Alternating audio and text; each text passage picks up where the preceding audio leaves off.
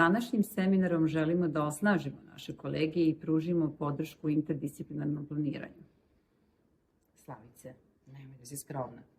Kolege, napravili smo sjajan seminar u kome smo satkali sva naša nastavnička iskustva na inovativnim modelima rada interdisciplinarnog planiranja.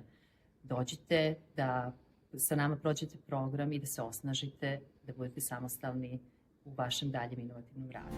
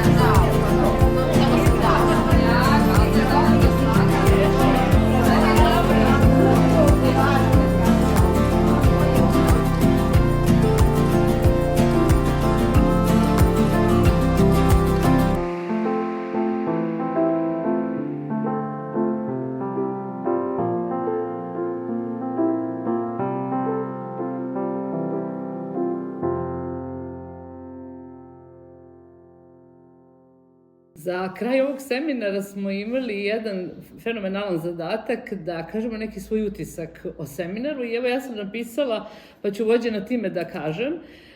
Dakle, moja osnovna impresija je mnoštvo primjera dobre prakse koje su naše voditeljke prikazale i koje su pre svega inspirativne, jer ja već imam ideju šta ću raditi. I mislim da je cilj seminara da ono što se nauči danas može neko da primeni u praksi već sutra. I ja neću to baš sutra, ali imam u planu da to uradim.